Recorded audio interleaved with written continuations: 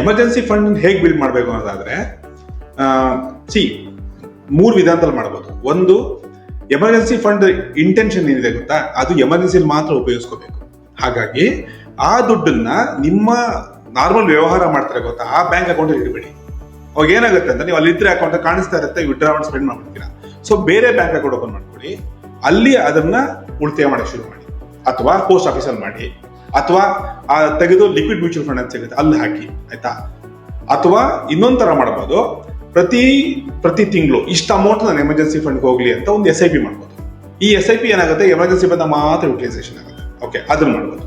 ಅಥವಾ ಇನ್ನೊಂದ್ ತರ ಮಾಡ್ಬೋದು, ಪ್ರತಿ ತಿಂಗಳು ನಿಮ್ಮ ಇನ್ವೆಸ್ಟ್ಮೆಂಟ್ ಗೋಸ್ಕರ ಇನ್ವೆಸ್ಟ್ಮೆಂಟ್ ಮಾಡ್ತಿದ್ರು ಪ್ಲಸ್ ನಿಮ್ದು ಏನ್ ಎಕ್ಸ್ಪೆನ್ಸಸ್ ಇದೆಯೋ ಅದೆಲ್ಲ ಹೋದ್ಮೇಲೆ ಏನಾದ್ರು ದುಡ್ಡು ಉಳಿದ್ರೆ ನೆಕ್ಸ್ಟ್ ಮಂತ್ ಇನ್ಕಮ್ ಬರೋದ್ರೊಳಗಡೆ, ಸ್ಯಾಲರಿಡ್ ಆಗಿದ್ರೆ ನಿಮ್ ಮಂತ್ ಇನ್ಕಮ್ ಬರುತ್ತೆ, ಬಿಸ್ನೆಸ್ ಮ್ಯಾನ್ ಆಗಿದ್ರೆ ನಿಮ್ಗೆ ಯಾವಾಗ ಇನ್ಕಮ್ ಬರುತ್ತೋ ಆ ಎಕ್ಸ್ಟ್ರಾ ಉಳಿದ ದುಡ್ಡನ್ನು ಕೂಡ ತೆಗೆದು ಈ ತರ ಸಪರೇಟ್ ಬ್ಯಾಂಕ್